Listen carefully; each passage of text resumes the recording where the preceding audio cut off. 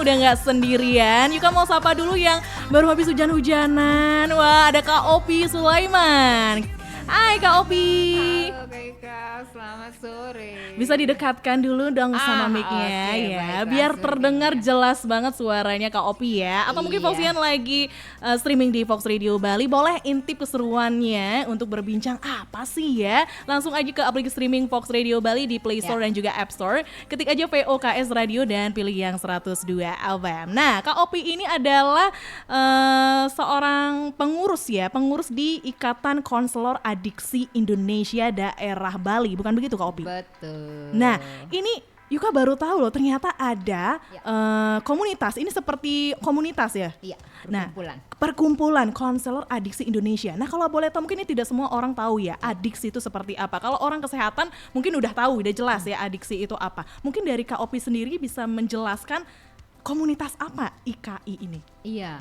IKI Bali kita menyebutnya Kak ya. Ini adalah perkumpulan para konselor. Jadi konselor-konselor adiksi, konselor-konselor kecanduan yang memang ada di Bali. Ya. Oke, kecanduan narkoba.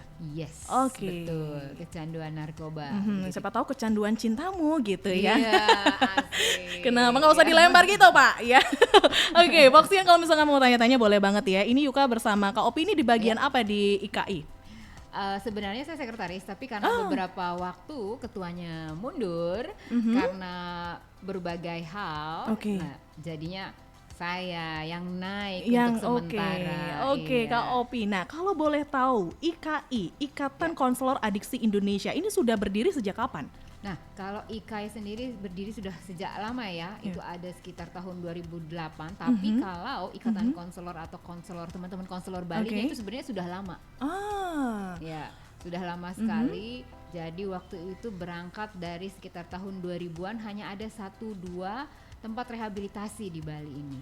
Oke, apa bedanya dengan BNN? Saya taunya BNN ya. Iya. Kalau orang umum ya, Badan Narkotika Nasional. Nah, dengan yang IKI ini apa? Apakah ada kaitannya, Kak? Nah, dengan IKI ini sebenarnya tidak ada kaitannya. Hanya BNN memang adalah yang diberikan tugas resmi oleh negara. Oke, kalau IKI ini daerah, begitu? IKI ini adalah profesi. Oh, profesi. Jadi kami para konselor adiksi ini sengaja berkumpul dan membuat perkumpulan sama seperti Ikatan Dokter Indonesia, Ya, betul. Ada Ikatan Bidan Indonesia, betul, kan betul, gitu ya, betul, Kak betul, Ika, ya, betul. begitu. Oke, tujuannya dibentuknya IKI ini apa ya, Kak Opi? Nah, ini dia sesuai dengan tagline-nya, membimbing untuk profesional dalam membimbing, terutama untuk sesama teman-teman profesi konselor adiksi. Oke. Kan harus ada keterampilan yang mereka kuasai, karena kan berhubungan dengan perilaku manusia nih kalau Ya, berbicara betul. tentang kecanduan ya Kak ya.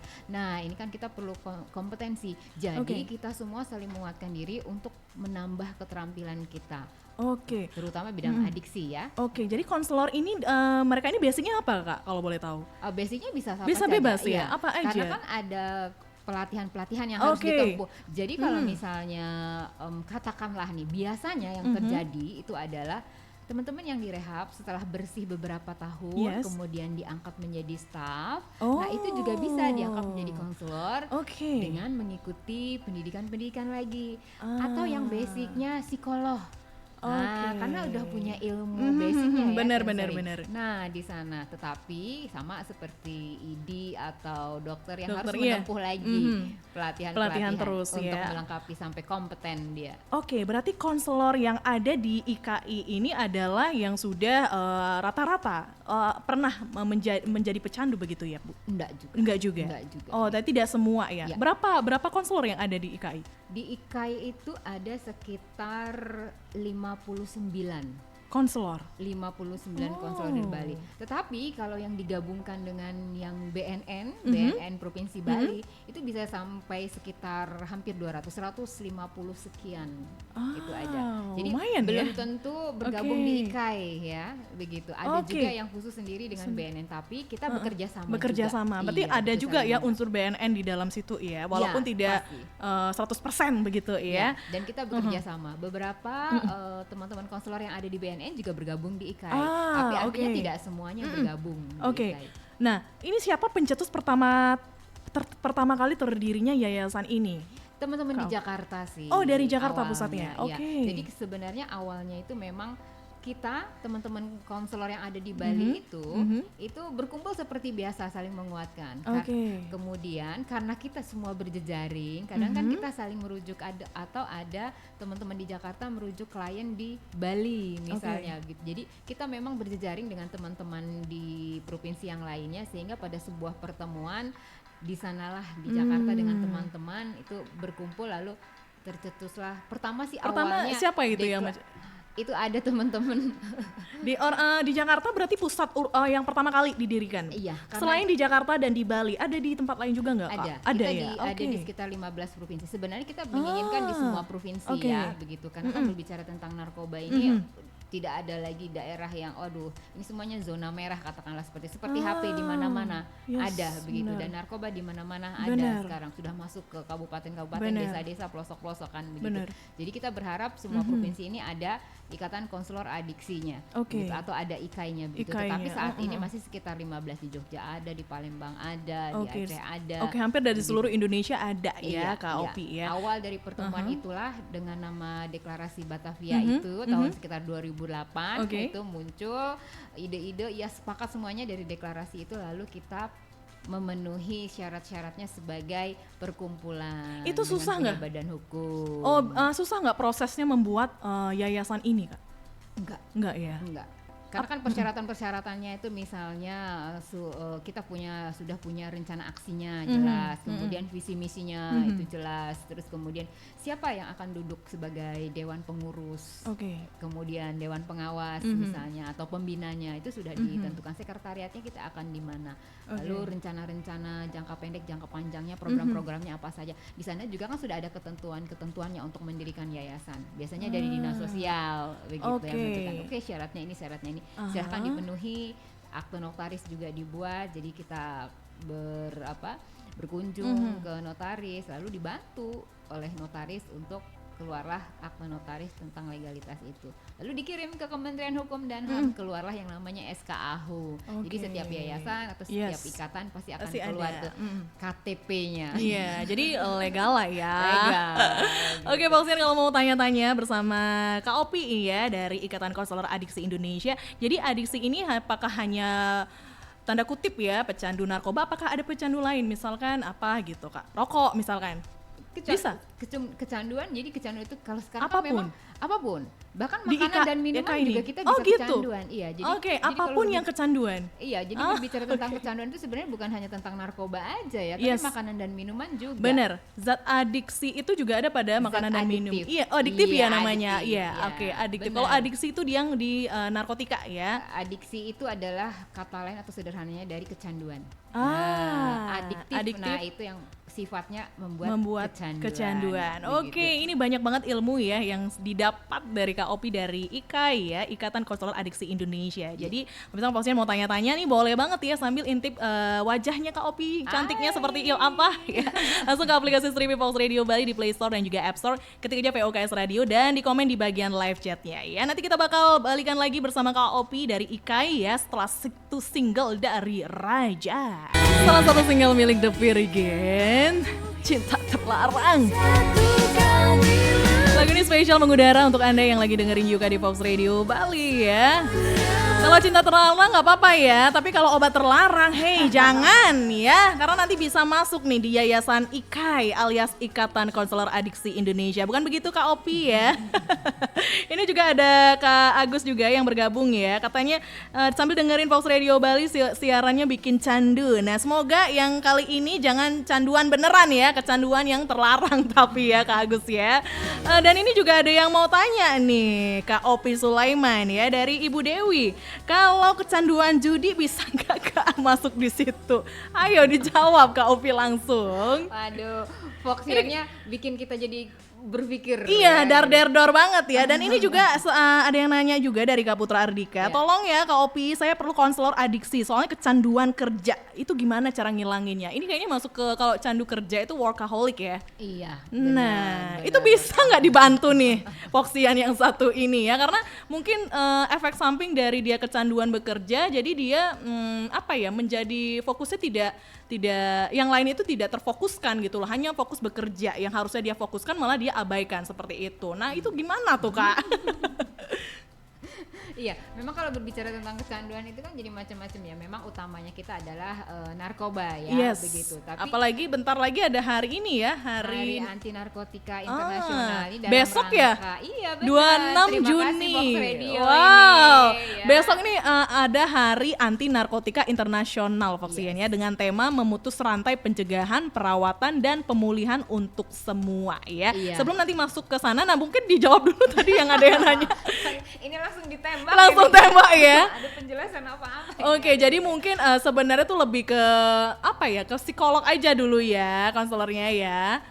Bisa Pergi ya? ke konselor aja juga bisa. Bisa, ke IKAI bisa? IKAI bisa. Jadi IKAI itu gabungan konselor dari berbagai tempat rehabilitasi, anti rehabilitasi. Di situ kita berkumpul untuk saling menguatkan dan menambah ilmu, memperkuat ilmu sehingga kita bisa membantu teman-teman yang kecanduan. Jadi kalau berbicara tentang kecanduan, Foxian, tolong diingat ya, bukan tentang narkoba aja, ya begitu. Bisa Karena candunya makan minuman, Kan narkoba, narkotika, psikotropika dan bahan adiktif lainnya. Narkoba sama dengan nafsa. Nafsa itu narkotika, psikotropika dan zat adiktif lainnya. Zat adiktif lainnya seperti kita semua tahu, Mbak Yuka juga pasti tahu, ada di makanan, akan ada di minuman juga, ya kan? Nah, contohnya yang dimakan minuman deh. Nah, yang lumrah, yang sering kita jumpai Kak Opi. Nah, apa yang setiap pagi tidak bisa lepas? Yang kopi. Iya. Kopi. Karena saya juga candu kopi. Ini itu salah satu adiktif. Ada zat adiktifnya di sana. Kan ada kafein itu adiktif ya? Nah, ya, itu zat adiktifnya. Oke. Tapi kan itu artinya tingkat kecanduannya semua sama, membuat kecanduan seumur hidup, tetapi tingkat keparahannya lebih parah yang drugs ya, narkotik, sabu, ekstasi, heroin, ya seperti itu. Maka yang diprioritaskan bukan diprioritaskan, semua yang prioritas, utama ya, yang begitu. lebih dominan ya. Iya, gitu. Makanya semuanya dijadikan satu, bentuknya nafsa atau narkoba sama aja ya, Foxian ya. Jangan salah, dia ngomongnya nafsa, salah nih, enggak. Cuma mau meluruskan bahwa kalau mendengar kata nafsa dan narkoba udah nggak usah bingung, itu sama saja. Iya, karena sama-sama terlarang ya, pastinya ya. Cuma beda istilahnya. Nafsa hampir kebanyakan dipakai oleh para medis di dunia kesehatan, mereka lebih sering pakai penyebutnya nafsa. Narkoba itu lebih banyak di kita masyarakat taunya narkoba, ya kan, terus kepolisian, ya begitu. BNN juga pakainya narkoba, nafsa, ya kan? narkoba, betul. Jarang sekali dengan nafsa, ya, begitu. Nah itu dia. Nah workaholic itu juga termasuk, ya. Karena apa? Karena kan sudah ada. Nah ini dia, nanti kita akan bahas sebenarnya penyakit atau bukan sih kecanduan itu. Iya ya, apakah tanda kutip candu itu penyakit Kak Opi? Nah itu dia, nggak ada yang tahu ya. Harus kayak diberikan konselor ini ya, maksudnya diberikan sesi edukasi juga ya kepada masyarakat ya. Iya betul, karena kecanduan ini adalah penyakit. Gitu, cuma bedanya bukan karena kuman, bukan karena virus, bukan bakteri, karena betul. Gitu. Jadi narkoba atau katakanlah sabu, ekstasi, heroin ini menyebabkan kecanduan, dan kecanduan itu adalah penyakit. Nah kalau sudah penyakit harus ada indikatornya kan Kak, sama seperti penyakit-penyakit yang lainnya. Nanti kita sebutkan apa indikatornya. Tapi yang jelas semuanya akan menimbulkan efek samping, sama kondisi akibat dari workaholic. Coba apa? Ya. Nah, kita balikin lagi tadi. Katanya dia punya pacarnya nggak dirunguin, alias nggak diperhatikan begitu. Nah kan pasti ada kondisi akibatnya atau konsekuensinya kan Kak, dari berlebihan dari sebuah kecanduan apapun ini sekarang, mau makanan mau minum. Bener nggak? Dosisnya bertambah, dosis jam kerjanya bertambah, bener nggak? Bukankah kecanduan juga gitu, dosisnya bertambah? Iya, jadi kita kayak semakin karena candu ya udah gas aja, kalau mau berapa kali malah lebih banyak lebih gas gitu ya. Sampai akhirnya yang menjadi kewajiban rutinitasnya dilakukan itu diabaikan. Kalau udah kecanduan berarti indikasinya diantaranya satu, dosisnya bertambah, entah itu jam kerjanya bertambah ya kan, atau kalau makanan minumannya yang bertambah, yang tadinya sehari sekali bisa sehari 2 kali, bener, 3 kali 4 kali atau gitu ya, sesekali menjadi sering. ya kan? Yes. Saya sendiri terkait dengan minuman ini Kak ya, begitu. Ini ceritanya saya suka dengan produk sasetan nih ceritanya. Oke. Nih ya, kita tidak nyebutin merek ya, begitu. Awalnya itu memang nggak pernah sama sekali. Begitu nyoba karena kondisi dan situasi lagi kumpul dengan teman, akhirnya minum, maulah gitu, cobalah gitu. Minum. Enak juga ya. Udah mulai otak sudah nyatet nih, enak ini. Udah kita apalin nih mereknya apa gitu ya, belinya di mana gitu. Ya begitu. Nah sehingga ini otak sudah catat, sehingga suatu saat alarm akan keluar lagi. Sampai Kak sekarang adalah apa? Di rumah itu sudah ada stoknya. Itu butuh waktu. Saya menyadari bahwa saya sudah mulai ketergantungan nih sama ini produk sasetan ini, kopi sasetan ini, begitu. Sehingga apa? Bukan hanya di rumah saja, mulai di tas ada stoknya. Kalau orang kecanduan itu ada kunciannya. Tapi ya Kak Opi ya, secara logika ini karena kita belinya di luar, di pasaran ya, itu kan dijual gitu, berarti kan sebenarnya aman ya, aman-aman aja harusnya gitu ya. Tapi entah kenapa itu malah menjadi bumerang bagi kita, yang karena kita udah mulai suka, candu, dan terus membeli produk tersebut ya, anggap aja saset yang tadi gitu ya. Dan itu bagaimana cara biar kita nggak lagi gitu? Kan susah sebenarnya. Kontrol ke Ika ya. Wow. Berbicara tentang kecanduan. Tapi kan harusnya di produk itu kalau memang ada yang apakah di kemasannya mungkin ada tertera zat aktifnya yang mengandung adiktif tadi atau gimana Kak? Nah, baik. Jadi sebenarnya Tuhan itu luar biasa menciptakan otak kita ya. Semua hal yang menyenangkan maupun yang tidak menyenangkan itu dicatat. Nah jadi karena ini menimbulkan kenikmatan, maka dicatatlah. Anggaplah seperti tadi ya, kopi itu ya. Nah ini menjadi dicatat oleh otak kita. Lalu kemudian suatu saat ada momennya pas atau tiba-tiba karena sudah dicatat, ini akan keluar dengan sendirinya otomatis, begitu. Nah di sana kita akhirnya aduh enak nih, mau lagi gitu. Jadi mau ada zat adiktif atau tidaknya, seperti sama seperti gula, keju, coklat ya. Jadi semua makanan minuman itu bisa menimbulkan kecanduan. Gitu. Karena sudah ada kenikmatan di otak yang sudah dicatat. Tapi kalau sekali coba misalnya katakanlah nih ya, ada yang tidak suka keju.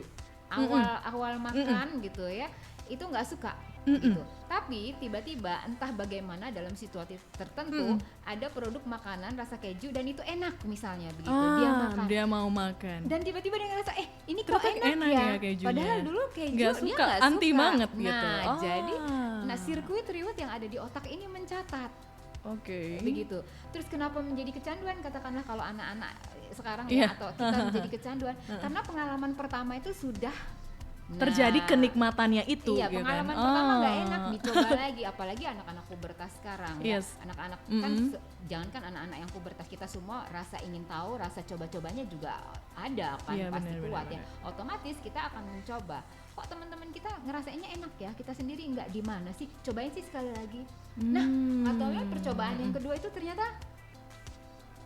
pas dosisnya, pas momennya. Maka yang di otak ini mencatat, nih gitu, mulailah di situ mulai satu sama seperti saya sendiri gitu loh, dengan kopi itu akhirnya enak ya, terus akhirnya mulai nyetok di rumah begitu, walaupun cuman seminggu 3 kali, lama-lama sekarang boleh dibilang sudah ada, jadi kalau mau kapan aja anytime buat langsung seduh gitu. Dan saya sudah menyadari itu.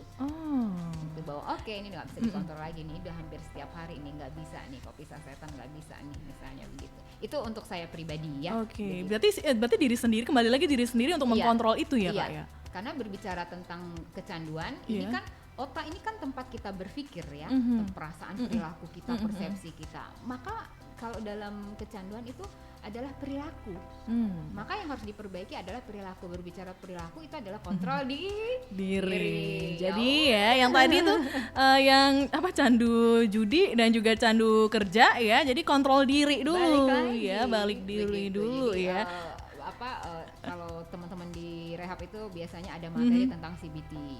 Ya kan? Waktu di rehab itu behavior therapy. Gitu. Selain yang di IKAI ini, Yayasan IKAI ini rehabilitasi narkoba, ada apa lagi selain narkoba, Kak? IKAI ini perkumpulannya, perkumpulan konselornya. Masing-masing konselor ini bisa dari tempat rehab, misalnya kalau di Bali ada di Anargia. Jadi teman-teman konselor di Anargia ada konselornya itu gabung di ikatan ini. Lalu teman-teman yang ada di Bali Handaru misalnya. Yes. Jadi ini lebih ke profesinya ya, yayasannya ini adalah kalau misalkan Foxian pengen mencari konselor gitu ya untuk rehabilitasi, baik itu ya narkoba ataupun kecanduan yang lainnya, apalagi zat adiktif tadi, itu hubunginya ke Ikatan Konselor Adiksi Indonesia. Nah, di sana sudah tersedia sesuai dengan requestan gitu ya. Misalkan butuh, saya pengen mungkin privat ya, atau mungkin nggak mau konseling awalnya kayak gitu. Oh, itu bisa ya? Bisa. Gitu.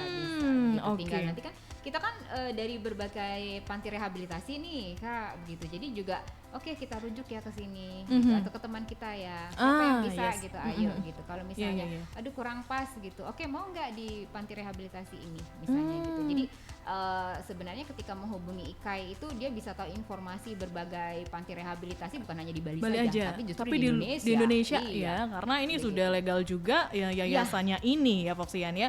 Nah, ngomongin besok nih ya yang diperingati sebagai Hari Anti Narkotika Internasional, temanya itu adalah memutus rantai pencegahan, perawatan dan pemulihan untuk semua. Nah, apa pesan dari tema ini Kak Opi Sulaiman? Ya, karena ini kan penyakit ya, begitu. Dan masyarakat itu nggak tahu kalau kecanduan itu penyakit, begitu. Sehingga akhirnya perlu kita terus gembar-gemborkan, dan nggak ada kan satu orang pun yang ingin kena penyakit. Yes, benar. Ya, jadi ini mau tidak mau harus terus kita dengungkan begitu. Apalagi dengan kecanduan ini, wah generasi bisa hilang nih. Gitu. Bisa dibayangin negara yang nggak suka dengan Indonesia ingin menguasainya dengan cara memasukkan narkoba ini banyak-banyak, biarkan mereka teler, nggak punya respon yang baik, ya kan, lelet gitu ya. Jadi udah nggak usah. Dicarilah kelemahan kita juga ya dengan cara pakai aja nih, kasih aja. Kalau tidak dengan katakanlah, kalau mereka tidak kecanduan, artinya mereka menjadi tentara yang luar biasa tangguhnya, mereka bisa, artinya Indonesia bisa melawan, ya kan, terjadi peperangan. Tapi kalau kecanduannya udah teler, biarin aja dia, kan dia teler. Gitu. Ibaratnya tidak perlu ada biaya yang keluar dari sebuah peperangan. Betul. Tembak menembak hancur, memperbaikinya lagi, rehabilitasi lagi, ya kan, pembangunan kan biaya lagi buat yang menang juga kan. Betul. Tapi kalau masukin narkoba ya udah mati satu-satu, dia overdosis misalnya ya. Belum kan? Perang juga udah ini ya kalah ya udah kalah duluan gitu. Iya, tapi Kak Opi ya, kalau misalkan diingat-ingat nih, banyak juga yang mengatakan coba-coba narkoba itu walau sekali ya, artinya kan harus dicegah, jangan sampai dicoba walaupun sekali ya. Nah, itu mengapa kecanduan narkoba itu perlu dicegah? Ya, karena memang itu adalah penyakit, dan sekali masuk ya itu bisa terus-terusan ya. Sakit mah. Sama seperti sakit mah. Ya kan, darah tinggi atau penyakit apapun pasti kumat-kumatan. Kambuh. Betul. Kecanduan juga sama. Dan karena bisa membahaya lost generation ini, maka akhirnya ini berbahaya begitu. Jadi bukan hanya untuk diri sendiri, tapi juga untuk sebuah negara. Wow. Dan itu berhubungan dengan, kalau kita berbicara nanti akan berhubungan dengan faktor untuk dampak di ekonomi, dampak di pendidikan, karena kecerdasan itu kalah dengan kecanduan. Hanya kecanduan yang bisa mengalahkan kecerdasan. Apapun profesinya. Cobain Kak. Iya kan? Iya benar. Kalau udah kecanduan udah hancur. Curi, curang, bohong, duit habis hanya untuk beli drugs, ya kan? Rumah digadai, tunawisma, ya kan? Tunakarya udah nggak kerja lagi, gelandangan kita gelandangan nggak punya apa-apa lagi, gila jurusannya cuman penjara, kematian atau rehabilitasi. Tapi ketika sudah terlanjur nih ya, misalkan nih terlanjur sudah dan mungkin pengen tobat, rehabilitasi, itu apakah bisa sembuh Kak? Kita istilahnya bukan sembuh tapi pulih. Iya, karena kan dia kambuhan bisa terjadi Iya, dan benar. itu adalah hal Benar, wajar. benar. Sama seperti penyakit yang lainnya juga ke rumah sakit ini, ke dokter ini, ke dokter itu gitu ya. Sama, mereka juga mengalami itu ke tempat rehabilitasi ini kambuh lagi, Betul. ya kan gitu, atau kumat lagi ya gitu. Kemudian lagi ke Bali mau rehab di sana aja misalnya gitu. Ternyata udah 6 bulan bersih, satu tahun bersih gitu ya. Kembali ke masyarakat seperti biasa, relapse lagi ke Jakarta lah, rehab di sana aja. Itu sama terjadi bolak-balik begitu. Karena yang dirusak ya bukan hanya fisiknya tapi juga mental, emosional dan spiritualnya. Maka pemulihannya pun harus kembali menjadi awal. Fisik, mental, emosional dan spiritual. Di fisik itu kita mengeluarkan lagi racun-racunnya kan, supaya bersih lagi, kan begitu. Kemudian baru mulai menata emosionalnya. Balik lagi perlu diingat ya bahwa ini adalah perilaku, terkait dengan perilaku. Maka yang harus diperbaiki adalah Perilaku. Balik lagi ke pasal 1 ya. Iya. Oke, untuk di case-nya sendiri nih, Kak Opi pasti sudah banyak ya menangani pasien-pasien yang rehabilitasi. Nah, in case ketika dia sudah terjerumus ya untuk mengkonsumsi narkoba dan dia rehabilitasi sama Kak Opi dan juga konselor di IKAI, itu kira-kira apa sih faktornya dia kok bisa terjerumus gitu? Apakah tanda kutip coba deh gitu, atau mungkin ada tawaran nih coba dipakai ini biar begini? Apa kira-kira faktor yang menyebabkan dia jadi pakai kayak gitu? Iya, sebenarnya banyak faktor. Bahkan beberapa kasus itu mereka hampir kebanyakan dari keluarga yang baik-baik saja. Oh iya? Ya. Wow. Oke. Begitu. Dan sekarang ini banyak sekali yang ternyata mereka coba-coba pertama kali pakai itu ditawarinya justru bukan dari orang lain. Karena kebiasaan dari keluarga atau dari ayah sama ibu kita kan, Dek kalau dikasih makan atau ditawarin makanan dan minuman sama orang lain jangan mau ya kayak gitu. Tapi ternyata ini dari orang terdekat sendiri. Iya kah? Yang notabene itu kan kita bukan nggak mungkin, artinya kita nggak pernah menolak. Betul, jadi kan kita sudah percaya ya. Karena udah rasa kepercayaan itu karena dia nih saudara misalkan kayak gitu. Oh, rata-rata seperti itu, Kak? Hampir kebanyakan sekarang seperti itu. Gitu. Bahkan ada yang ayahnya menawarkan kepada anaknya. Jadi dipengaruhi satu keluarga. Wow, oke, agak serem ya. Iya, ini memang luar biasa. Ini PR-nya banyak banget gitu. Jadi kadang-kadang saya melihatnya gitu. Oke lah, drugs memang di mana-mana, narkoba itu di mana-mana gitu ya. Paling utama kan memang untuk kesehatan, untuk sakit kanker dan yang lainnya, untuk menahan kesakitan yang amat sangat kan. Begitu. Heroin juga bagaimana dulu para orang-orang perang begitu, tentara-tentara perang untuk menahan kesakitannya pakai itu kan ya. Tapi kan penyuluhan itu selalu ada bilang, jangan coba walau sekali. Penyalahgunaan disalahgunakan, udah jelas-jelas ini untuk kesehatan, untuk pengobatan, jadi disalahgunakan. Yang sakit ingin waras, yang waras pengen sakit. Iya, benar banget ya. Tapi memang di medis pun obat golongan narkotika itu sebenarnya ada ya. Saya pun juga kebetulan di farmasi, Kak. Jadi saya tahu tuh dulu waktu itu saya pernah memberikan obat yang golongan itu karena kebetulan saya partnernya adalah dokter psikiater. Dan dokter psikiater ini rata-rata ya, Kak ya, itu pasiennya adalah rehabilitasi. Jadi saya udah biasa menghadapi pasien-pasien yang artis pun ada, Kak. Nah, itu tuh datang artis pun datang. Ketika saya udah wah ini kan artis yang udah di TV-TV yang udah sering ketangkep juga, dan memang dari dia tuh tidak bisa lepas karena memang obat itu, karena susahnya itu adalah dia sudah kecanduan. Jadi kalau tidak mengkonsumsi obat yang diresepkan oleh dokter psikiater saya itu, dia kayak saya nggak bisa kerja. Gitu dia menurut pengakuan dia ketika konsultasi dia bilang saya nggak bisa kerja, Kak, gitu dia bilang saya nggak bisa berpikir karena saya sudah jadi saya harus mencari dokter ini untuk bisa dikeluarkan resepnya. Cuma ya in case di lapangan itu disalahgunain, Kak. Nah, jadi kata-kata penyalahgunaan lagi kan akhirnya. Iya, makanya itu kayak ngeri banget ya. Makanya fokusnya jangan sampai coba-coba ya, mending coba-coba minyak sanga-sanga aja udah ya, racikannya babe ya, nggak usah narkoba please banget. Oke, rata-rata nih untuk yang rehabilitasi di IKAI yang sudah dilakukan, kira-kira udah rata-rata umurnya berapa sih, Kak? Wah, yang usianya remaja yang masih sekolah juga ada. Cuma bedanya sekarang ini, kalau dulu kan hampir kebanyakan orang berpikir bahwa rehab itu harus stay di sana 3 bulan, habiskan program 6 bulan, 1 tahun gitu. Sekarang ini sudah ada yang namanya rawat jalan, katakanlah begitu. Jadi seperti orang kursus. Oke. Gitu. Jadi tidak harus tinggal. Bisa ya gitu. stay. Apalagi Justru kalau tinggal mah stres ya. Enggak juga. Oh enggak ya? Kan di sana kan diperbaiki lagi. Oh iya perilakunya, benar. kan Oke. gitu. Soalnya kan kalau di rumah sakit kan nggak mungkin ada pelajaran atau sesi tentang perilaku. Betul, yang betul, ada betul, cuma betul. dikasih obat sehari 3 kali mungkin Iya, ya di bawah pengawasan betul. perawat begitu ya. Tapi kalau di tempat rehabilitasi mereka akan belajar tentang perilaku, ilmu-ilmunya mereka, bagaimana kecanduan itu, ya kan, gitu. Lalu mengatasinya bagaimana. Jadi mereka di tempat rehab itu semacam dibekali untuk terjun kembali lagi. Mereka berhadapan dengan drugsnya mungkin yang sering ditemui, berhadapan dengan temannya yang masih aktif mungkin, berhadapan dengan bandarnya mungkin, atau berhadapan dengan tempat-tempat di mana dia pernah pakai. Itu akan klik langsung mengingatkan dia pada aduh nikmatnya, aduh pengen dicoba lagi.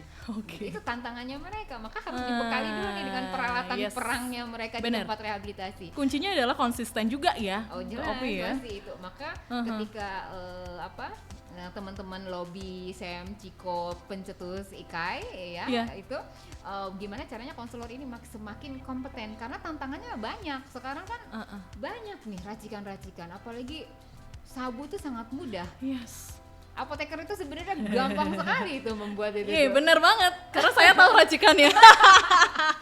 Jadi saya tahu obat itu apa. Yes, bener. Saya tahu gitu. Jadi makanya ngeri banget sebenarnya melihat juga, karena saya melihat langsung faktanya, maksudnya apa yang terjadi ketika mengkonsumsi obat tersebut. Ini baru padahal obat yang memang mengandung narkotika kan sebenarnya legal ya, karena udah diresepin. Tapi ya karena memang dia sebelumnya memakai ya itu sabu, heroin segala macam, suntik juga ya. Dan itu benar-benar, waduh, enggak deh, jangan deh kalau bisa ya Foxian ya.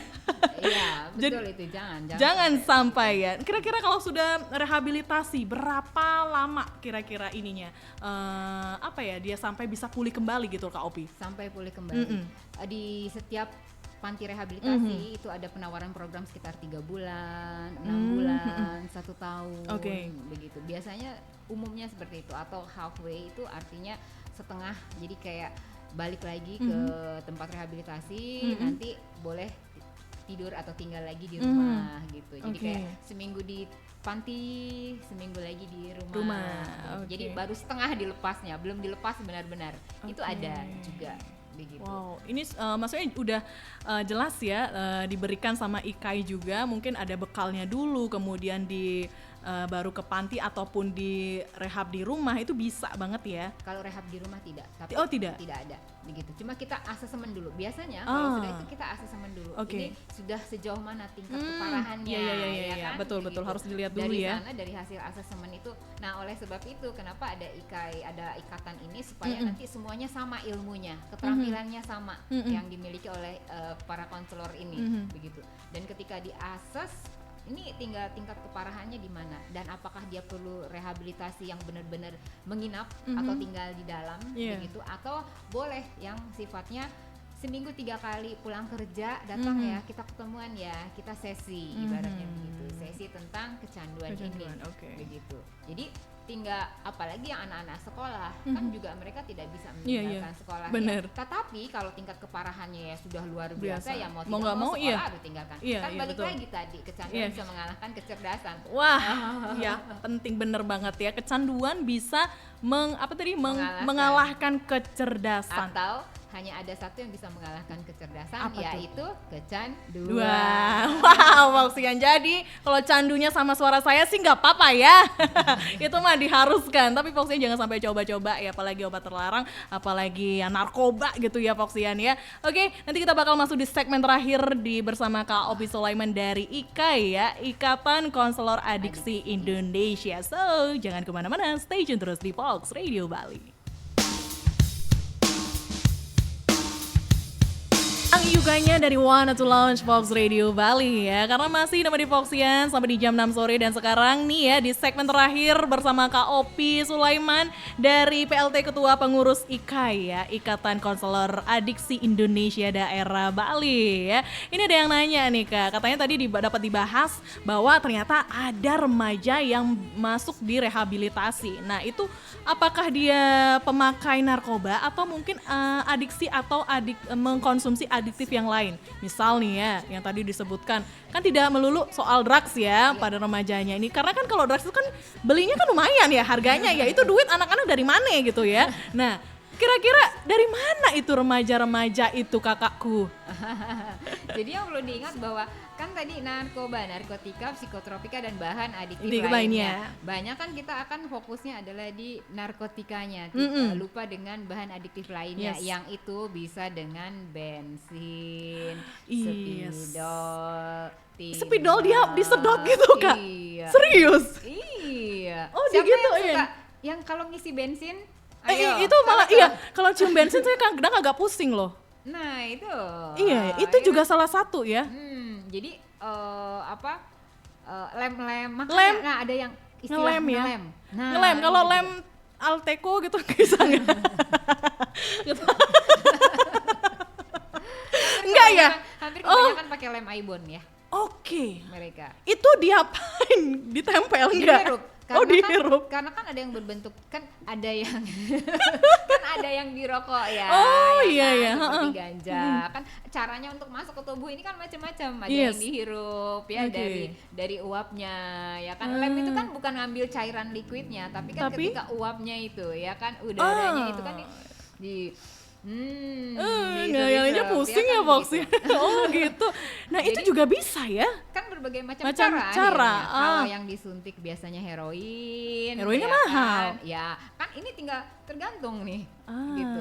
Jadi katakanlah ini sebenarnya kecanduan ini bisa menyerang siapa saja. Begitu. Dan bisa dengan pakai apa saja. Artiannya misalnya dari yang mahal sampai yang murah. Kalau yang murah bahan adiktif tadi. Iya ya kan? yang tadi lem, itu yang ya kan, spidol. Ya ampun spidol buat nulis ya, say jangan disedot. Begitu. Kalau yang mau mahal yang harga segramnya ngelebihin harga emasnya emak ya kan. Iya benar lagi. Silahkan sabu ya kan. Heroin ya begitu. Dan apa ini akibatnya? Ya jelas karena ini berhubungan dengan perilaku. Kalau nggak ada uang, kalau misalnya habis gaji kita udah untuk pakai yang tadinya mungkin awalnya coba-coba jadi rutinitas kan, jadi sehari bisa 3 kali, bahkan bukan sehari 3 kali. Manakala alarmnya di otak kita itu mulai meminta make, ya udah begitu habis rasanya otomatis ditagih lagi. Jadi sebenarnya kalau sudah kecanduan itu yang mengendalikan hidup kita itu ya kecanduannya, bukan kita yang bisa mengontrol kecanduan, tapi justru malah kecanduan yang mengontrol kita. Begitu. Jadi kalau banyak juga remaja ya kalau mereka tidak bisa, kalau mereka itu biasanya kalau nggak punya uang ya pakai yang murah-murah lah. Jangankan remaja, kita juga pada akhirnya begitu ya, memilih alternatifnya. Mau bersih dari saya nggak mau lagi pakai heroin, saya pakainya ganti dengan sabu. Nah sama aja tuh Mbak ya. Gitu ya. Jadi iya benar. Sebenarnya ini penting banget. Turun lagi pakai lagi yang lainnya, nggak sama aja ya. Cuman menurunkan dosis atau menurunkan harga drugsnya aja supaya sesuai dengan kantong atau budget gitu. Betul. Tapi ujung-ujungnya juga habis semuanya, tunawisma, tunakarya, begitu. Karena ya itu memang akhirnya kecanduan yang mengendalikan hidup kita. Jadi dari bangun tidur sampai mau tidur kembali itu ya semua ya kecanduan lagi, minta lagi. Katakanlah misalnya efek dari sebuah drugsnya, heroinnya katakanlah 3 jam ya, begitu. Selama 3 jam dia nge-fly nih ceritanya. Detik-detik terakhir habis ya merasakan high-nya gitu, kembali lagi dia menjadi normal. Nah, ini minta lagi nih, nuntut lagi nih. Otomatis cari. Cari kan, kalau gajinya habis, semuanya habis, apalagi kalau nggak curi curang bohong. Curi curang bohong. CCM kalau saya bilang. CCB ya, curi curang dan bohong. Entah itu orang yang terdekat disakiti, entah itu pacar, entah itu ayah, entah itu ibu, entah itu adik, pokoknya segala macam cara dipakai. Curi curang bohong itu menjadi hal yang biasa. Dulu tahun 2000-an itu helm di Denpasar itu habis tuh kemana, larinya semua dikereneng. Satu helm 50.000 oleh teman-teman pecandu. untuk bisa beli heroin yang 250.000 waktu itu. Nah kalau sekarang wah udah melejit ya. Gitu. Nah ini sebenarnya peran penting keluarga, kemudian orang tua yang sudah memiliki anak gitu ya, apalagi anaknya memasuki masa remaja gitu, yang sudah mulai mengenal dunia luar begitu ya. Itu benar-benar seberapa penting peran orang terdekat, Kak Opi? Nah ini dia.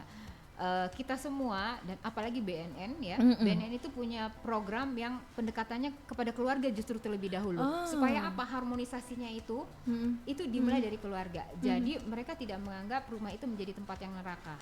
Begitu. Kalau di dalam rumahnya itu tempat yang nyaman, maka ada apa-apa mereka akan berbicara satu sama lainnya, menguatkan satu sama lainnya. Begitu. Harapannya di sana. Gitu. Jadi peran keluar, apalagi kalau misalnya ada yang kecanduan, itu perlu. Kalau berbicara tentang kecanduan, yang sakit bukan hanya pecandu aja loh, tapi juga orang-orang terdekatnya, begitu. Karena kita berbicara tentang kecanduan, otomatis yang direhab bukan hanya pecandunya saja, tapi juga keluarganya. Hanya beda cara ya. Kalau yang kecanduannya atau pecandunya harus katakanlah yang karena tingkat keparahannya dia harus menjalani program selama 6 bulan misalnya di panti rehabilitasi, sementara keluarganya akan diberikan sesi-sesi sesi-sesi tentang kecanduan, supaya apa, mereka bisa mendukung nanti program pemulihannya. Betul. Bukan justru disudutkan, bukan dikenain mental lagi gitu ya, para tidak didiskriminasi. Betul. Kalau dulu ada, terkadang pikiran buruk saya adalah udah biarin aja di sana lama-lama biar banyak belajar gitu. Sebenarnya ini keluarganya mau jadi malah disuruh udah lamain aja di sana. Karena apa? Karena menurut keluarganya ini mungkin ketika dia kembali dia malah menjadi bumerang dan menjadi masalah lagi di rumah. Mungkin seperti itu. Betul, ya Kak, ya. Ribut lagi, ngambil ini nyuri ini nyuri itu, ngambil ini ngambil itu gitu ya. Ada satu cerita di mana ini masih berada, jadi artinya di rumah ini masih utuh, barang-barang masih utuh ya. Dia tangkep, kemudian ditebuslah katakanlah ya, diambil sama bapaknya gitu. Karena dunia adiksi, kecanduan itu emang luar biasa. Belum nyampe dibawa pulang ke rumah, udah kabur dia ambil dompet bapaknya di mobil untuk beli lagi. Begitu. Dan ini menjadi tekanan batin untuk keluarga. Dan ini ayahnya khususnya begitu, sehingga ayahnya meninggal. Dan di depan peti jenazah ayahnya dia berjanji untuk tidak pakai lagi, begitu. Tapi karena dunia kecanduan Kak, 2 hari 3 hari setelah kematian ayahnya dia pakai lagi. Menangislah itu ke bapaknya ya di alam sana. Dia sudah berjanji, tapi susah memang kalau tidak dari sendiri juga ya. Iya, karena balik lagi tadi bahwa kecanduan itu menyerangnya bukan hanya fisik tapi juga mental, emosional dan spiritual, dan itu bukan hanya kepada pecandunya saja tapi juga kepada orang keluarganya, mental keluarganya, benar. Ya kan, belum lagi stigma dan diskriminasi. Benar. Betul. Ada dari kecanduan, dari penyakit ini ada kondisi akibat dari kecanduan dan konsekuensi dari kecanduan. Entah itu konsekuensinya stigma diskriminasi, ya pasti, kan? Entah itu penyakit yang dari hubungan seksual yang beresiko misalnya. Jadi melebar kemana-mana. Belum lagi ekonomi yang habis hancur berantakan. Belum lagi harmonisasi hubungan keluarga atau hubungan kedekatan dengan orang yang terdekat. Ya kan?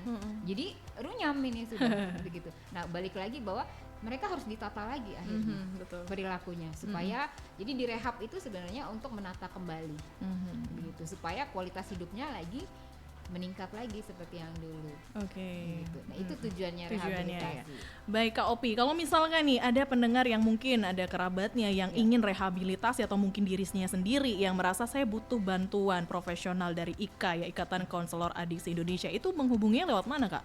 Boleh di website, boleh di boleh dikasih di tahu media mungkin sosialnya juga boleh ya, ikai.bali ya, atau IKAI Nasional, Ikatan Nasional itu juga sudah banyak di sana, nomor kontaknya tinggal tinggal dihubungi saja ya. Kalau misalkan mau menghubungi ke kantor di Bali ada? Boleh ya. Alamatnya di mana itu Kak? Di Jalan Tukat Pakerisan nomor 31. Oke, Gitu. Paling dan tepatnya itu kalau teman-teman tahu atau cari saja di Google Maps itu ke Hope Coffee Corner, Oke. di sana kami berada. Oh, di kopinya itu? Iya betul. Waduh, Karena- sampai ngopi nih kita. ya, ya Oke, di sana. Gitu, boleh di ya. sana, iya. Oke, Foxian ya. Nah, ini terakhir dari Kak Opi Sulaiman ya, dari Ketua PLT dari pengurus IKAI. Apa yang ingin disampaikan untuk masyarakat agar tidak mendekati narkoba?